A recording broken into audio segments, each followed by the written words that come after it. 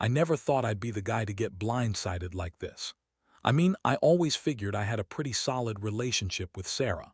We, known each other for years, met in college, and everything seemed fine, at least on the surface.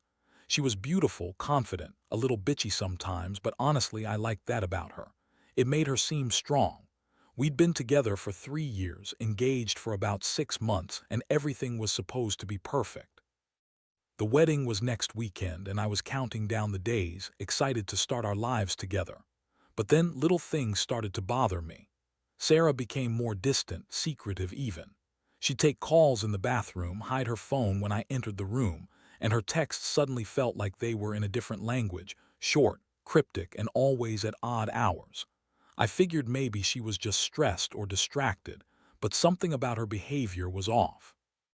I tried to brush it off, telling myself I was paranoid. I mean, everyone has their moments, right?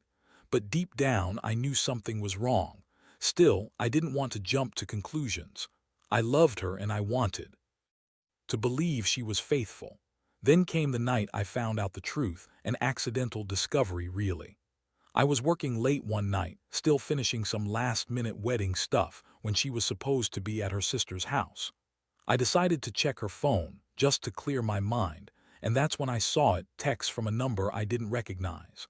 At first, I thought maybe it was a work contact or an old friend, but the messages weren't innocent. They were flirty, suggestive, and downright explicit at times. I saw talk of meeting up, of her feeling alive when they were together, and even about the sex they'd had. My stomach dropped. I sat there frozen, staring at the screen. My mind was racing. How long has this been going on? Months? Longer. The worst part was that she'd been lying about everything, hiding her phone, acting like I was the only one she cared about. And all this was happening right under my nose, right before the wedding I'd been planning for months. It felt like a punch to the gut, like I'd been played and betrayed so completely I couldn't even breathe properly. I remember feeling shock, anger, and an overwhelming sense of betrayal all at once. It wasn't just about the sex, though that was bad enough. It was the lying, the sneaking around, the fact that she'd been manipulating me for her own selfish needs. I wanted to confront her that night, but I didn't. I needed to think, to process what I'd seen. So I stayed up, staring at those messages until dawn, trying to understand how she could do this, how she could betray me like that. It felt like my entire world was crashing down, and I was left standing there, in the dark, questioning everything I thought I knew about her and about us. I never imagined I'd be that guy who finds out his fiancée is cheating on him just days before the wedding. It's like a bad movie, except it's real life. The next morning was a blur. I woke up feeling numb, like I'd been hit by a truck. The house was silent, except for the faint sounds of her getting ready for a day out, whatever that was supposed to mean. I kept staring at my phone, debating whether I should confront her right then or just wait until she got home. But honestly, every minute I waited, I felt worse. The betrayal gnawed at me, a constant ache in my chest. I knew I couldn't just pretend like nothing was wrong. When she finally walked into the room, I could see it in her eyes. She knew I found out. The way she hesitated, the way she avoided direct eye contact, it was all the confirmation I needed. I looked her straight in the face and asked, "Who the hell is Jake?" Her face froze for a second, then she rolled her eyes and scoffed. "Oh, please, it's nothing. Just some guy I met at work. It's not a big deal, Dave." That's when I lost it. How could she lie so effortlessly? I held her phone up, showing her the messages, and her reaction was infuriating. She scoffed even more. "That's not how it looks. You're overthinking everything. You're just paranoid because of wedding stress." She crossed her arms, acting like she was the victim. But I wasn't buying any of her bullshit. I could see right through her act. This wasn't some innocent flirtation. This was full-blown cheating, and she was trying to brush it off as nothing. I asked her how long this had been going on. She shrugged, said it was just a stupid mistake and that she never loved him, that she'd been feeling trapped and Jake made her feel alive again. Yeah, right, her words made me sick. I told her I couldn't believe she'd lie to my face, cheat on me, and then have the nerve to call it a mistake. She started crying, but it wasn't genuine. It was just her way of trying to manipulate me, making me feel guilty for catching her. The thing that really got to me was how dismissive she was. She kept insisting she loved me, that she was sorry, but she didn't want to lose her freedom. She kept saying she needed space, that she was confused, and that I should just forgive her because we're supposed to be happy. That wasn't an apology. That was her trying to spin me into feeling guilty so I'd forgive her for being a total cheater. I felt every emotion you could imagine: anger, hurt, confusion, utter disbelief. How could she do this? How could she betray me right before the most important day of our lives? I was furious, but I also felt broken, like I'd been punched in the stomach and knocked out cold. All the plans, the dreams of the wedding, the future I envisioned, it all felt like it was slipping through my fingers. And worst of all, I felt so stupid for trusting her. I'd been blind, and now I had to face the reality that she'd been lying 6 ways from Sunday. I told her she needed to leave, that I didn't want to see her again until she figured out what she really wanted. She looked at me with that bitchy smirk, like she thought she was in the right. Her whole attitude just made me angrier. How dare she act like the victim, like she was the one being wronged here. This wasn't some petty argument.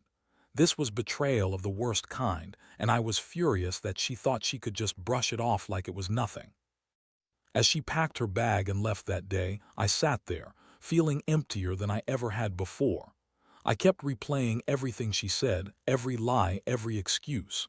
It was like I was in a nightmare I couldn't wake up from.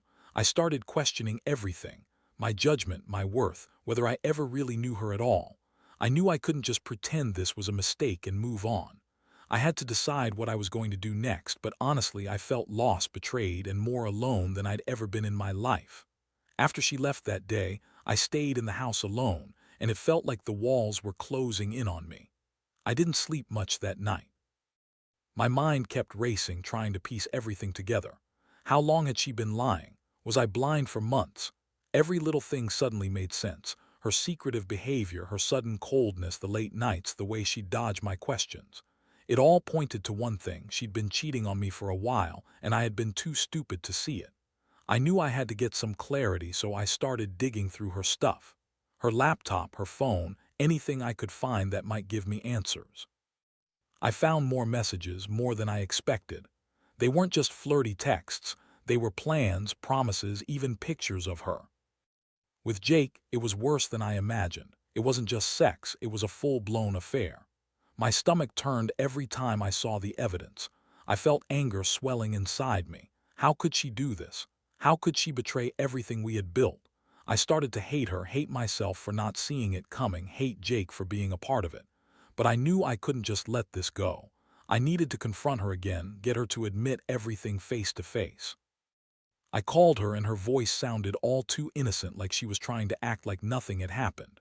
I told her I knew everything about Jake, the sex, the lies. Her reaction: she got defensive, started throwing blame back at me, saying I wasn't there for her, that I'd been distant, that I was the one who caused her to cheat.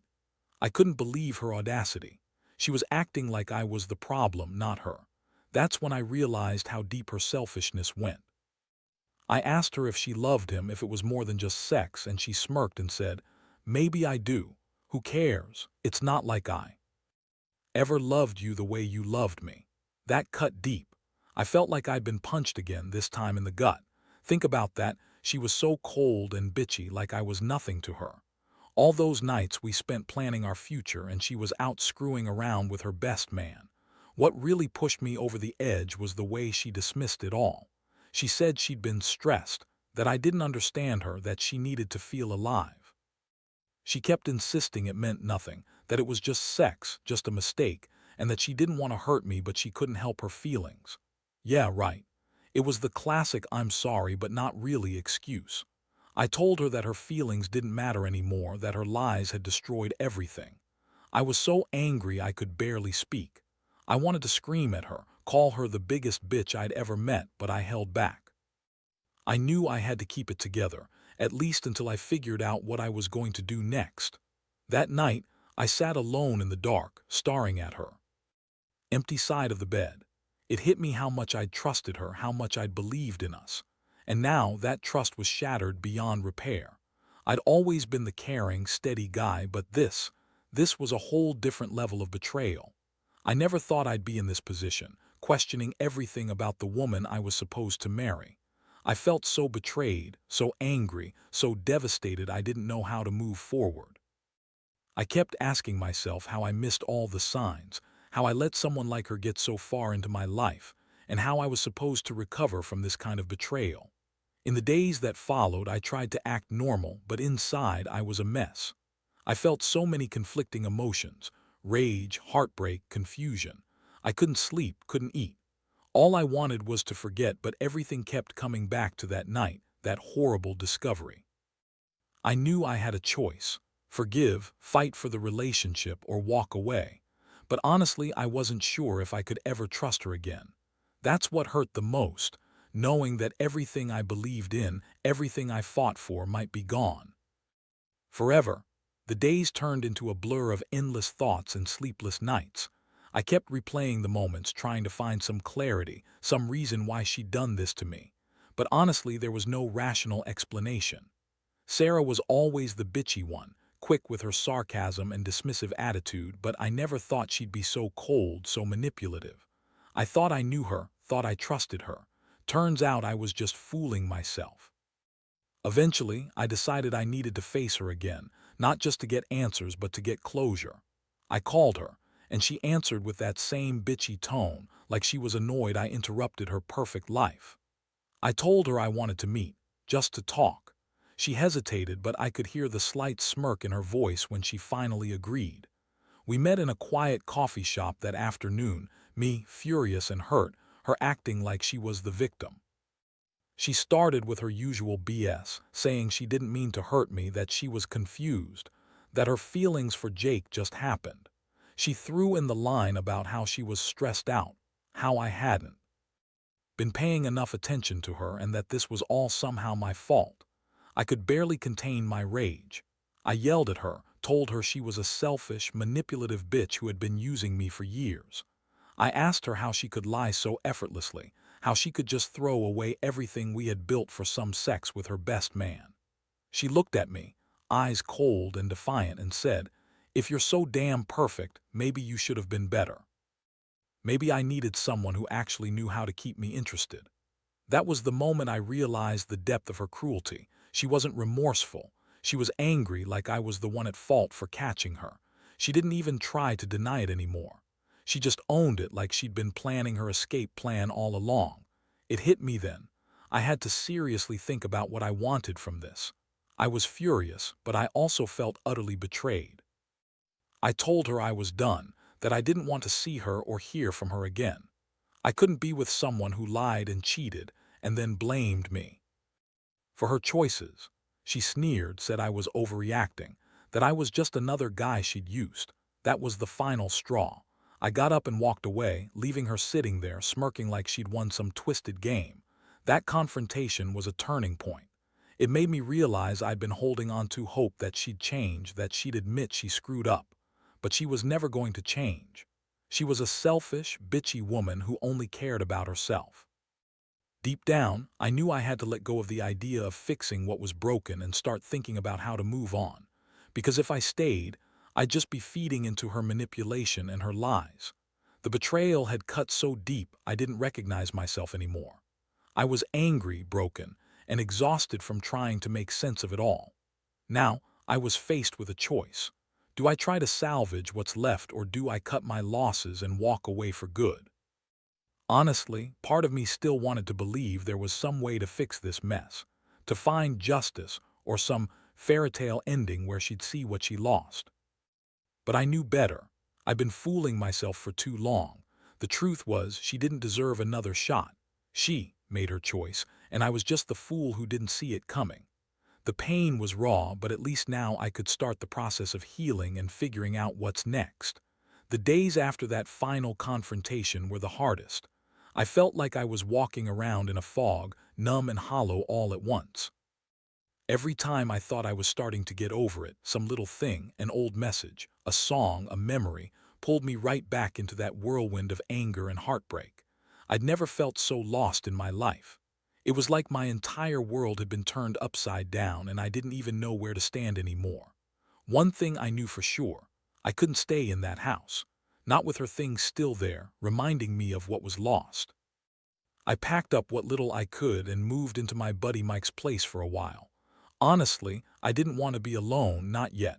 I needed space to breathe, to clear my head. I gave myself permission to feel everything: anger, sadness, betrayal.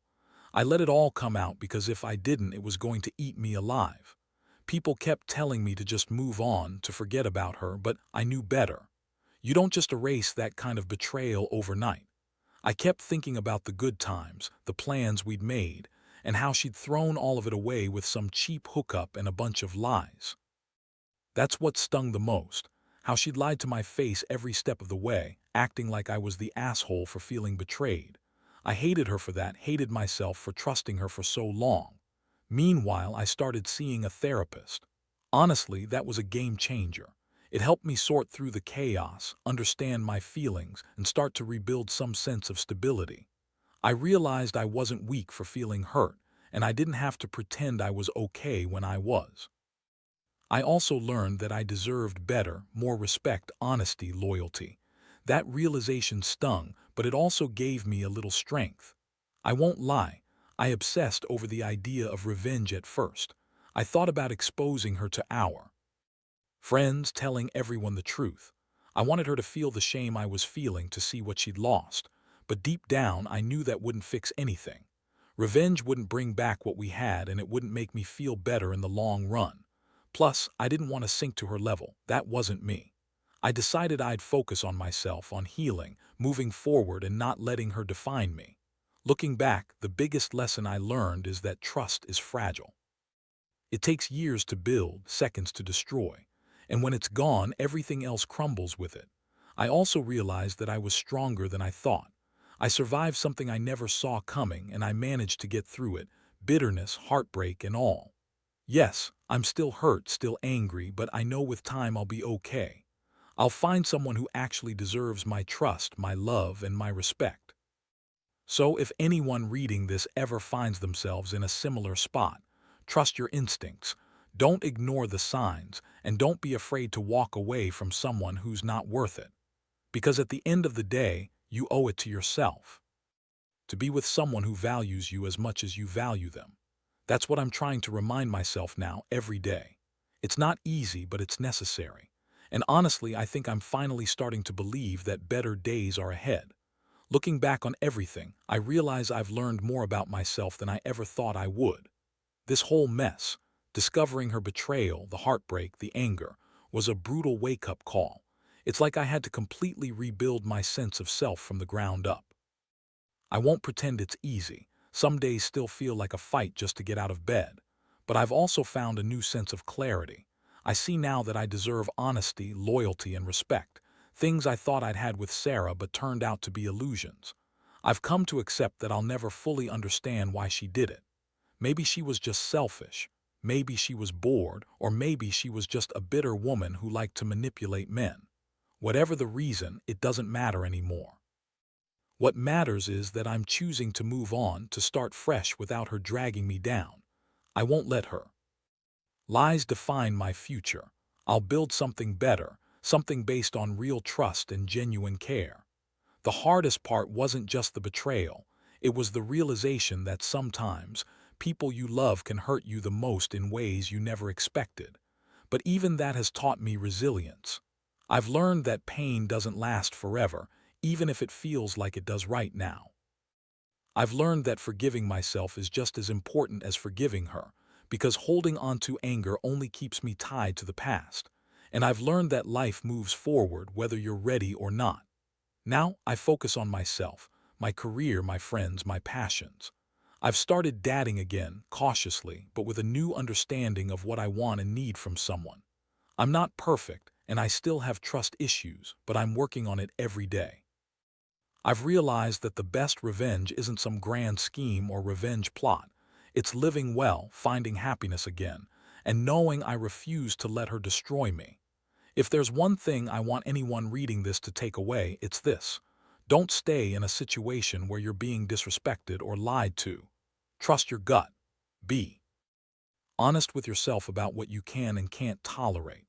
And remember, even the worst betrayals can teach you something valuable about strength, about what you deserve, and about how to be better for yourself. So yeah, she cheated, she lied, she betrayed everything we had built, and it hurt like hell, but I'm still here, I'm alive, and I'm finally starting to believe that I'll be okay. Because sometimes the only way out of the darkness is to walk through it. And I did. I will.